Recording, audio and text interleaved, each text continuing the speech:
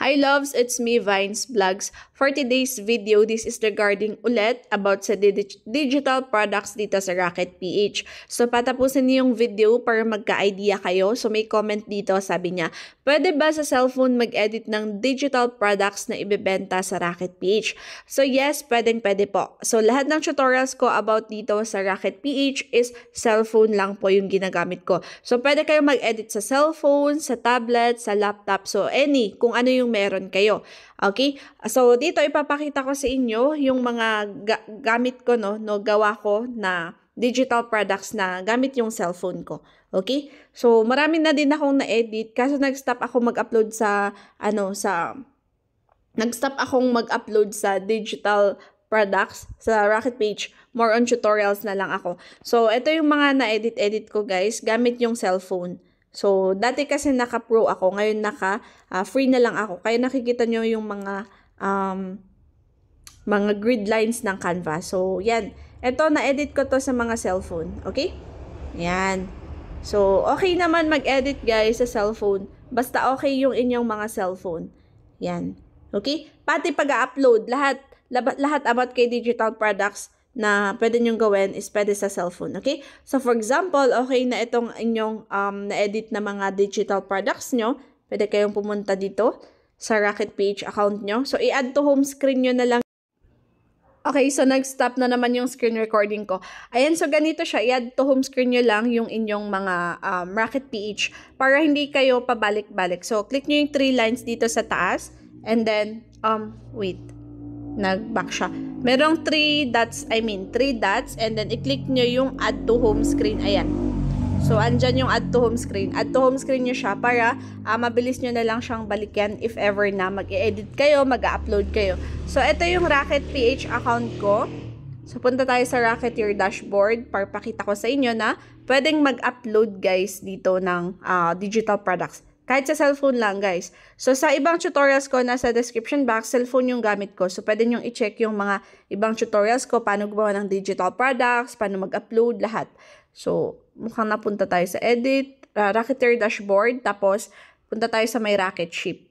Ayan. So, ito, ang i-click-click nyo is itong products dapat. Ayan. Dito kayo sa products pupunta para makapag-upload kayo ng bagong digital products. Ayan. So, yan. Lahat ng to guys na in-upload ko is cellphone lang po yung gamit ko sa pag-i-edit dito. Okay?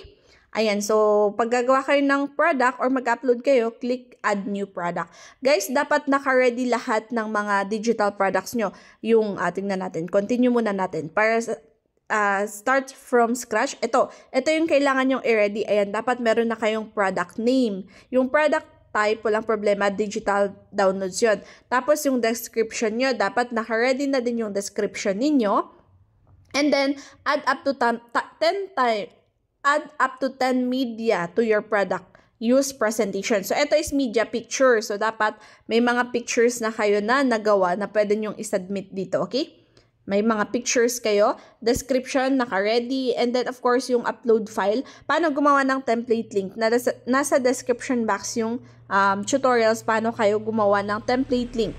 Ito kasi kailangan nito yung upload file para kapag merong bumili na buyer is diretso na maa-avail nila yung link ng product mo. Okay? I-email yun ni Rocket PH or kung hindi kayang makuha, nagka-error, pwede nyong i-email yung inyong product dun sa mga buyer. Pwede yun sa message. Magme-message naman si buyer if hindi niya nakuha yung template link. Okay? And of course, yung price nyo, 100 yung minimum. At least 100 yung minimum na pwede nyong i-price sa mga products nyo. Okay? So, ngayon, punta tayo sa aking product. So, click ko lang yung aking account.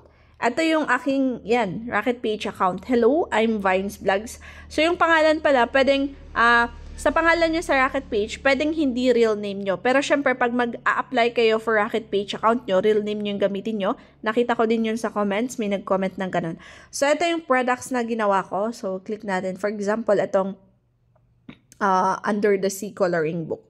So, pag open natin, ganyan yung makikita natin. Meron yung cover photo niya. Ito yung nasa taas. Yan yung cover photo. Ito yung mga in-uploads ko. Kailangan nyo maglagay ng ganito cover and of course, kung ano yung makikita nila sa coloring book na to. Yun, magbigay kayo ng samples.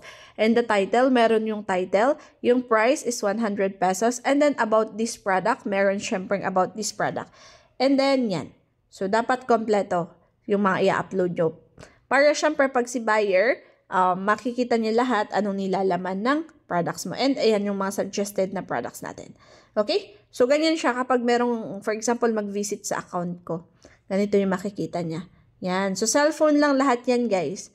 So, pwede. And of course, tips ko sa inyo, paano naman makakabenta. So, paano makakuha ng customer dito sa Rocket Page. So, kailangan nyo lang i-promote itong mga digital products ninyo. Saan? Sa TikTok, sa YouTube, pwede sa YouTube Shorts, pwede rin guys sa Facebook Reels, sa Facebook page nyo, sa My Day ninyo, sa Instagram ninyo, sa Twitter ninyo, yan, kahit anong social media platforms na ginagamit nyo, pwede nyong i-promote itong mga digital products nyo. Siyempre, magbigay kayo ng mga introduction, ano yung mga about sa product ninyo, sa digital products ninyo, paano nila magagamit, ganon, okay? And syempre, mag-upload kayo ng mga pictures para makita nila. So, marami guys, i-search nyo ang digital products sa kahit anong platform. I-search nyo ang digital products sa YouTube, sa TikTok, sa Facebook, sa Instagram, sa Twitter. Merong malalabas na mga ganitong products about sa ganito, okay? So, itry nyo lang siya guys. So, pag masipag kayong mag-promote, everyday kayo nagpo-promote, makakabenta at makakabenta kayo. Don't give up nga lang. Dapat everyday kayo mag-promote para makarating sa mga ibang users, no? Ibang tao yung mga digital products ninyo, okay? Meron magsusupport niyan. So, punta tayo sa mga products ng iba. Tignan natin, nakakabenta ba talaga sa digital products? Of course, ayan. Ito makikita nyo, ito 123 yung sales niyo dyan. Ayan, 22 yung bumili sa kanyang template. Ayan, ito, GCash and PayMaya Slip, mga transaction yan. 689 yung bumili. Ito, 26 yung bumili. So, saan pa? Ito, 26 din yung bumili. 49 people yung bumili. Ito, 3 people yung bumili. 122. So, sa akin, paano makikita pag may sold? Punta tayo sa aking account ulit. Sa Rocketeer dashboard ko. My wallet. Ayan, so may bumili guys, dalawa. Ayan siya, client, may bumili. Ito yung mga coloring books. Wait lang. Okay, so sorry. May tao guys, may nag-deliver ng bill, electric bill. So ito yung may bumili. Ayan, June 7, ganyan. So trinay ko guys, bumili ng product ko. So ayan, okay naman siya. And yung balance ko andito until now. So ngayon, as of now, recording guys is September 16 na. So yan yung, ayan, pwedeng i-send sa bank account and then e-wallet. Pero hindi ko pa muna siya. Try ko nga i-withdraw siya later. So, hindi ngayon siguro. Okay? So, ganyan. May mga bumibili talaga ng mga digital products. And if may mga comment and questions kayo, mag-comment lang kayo. And then, pwede natin gawan yan ng tutorials or pwede kong sagutin yan. Okay? Thank you so much for watching.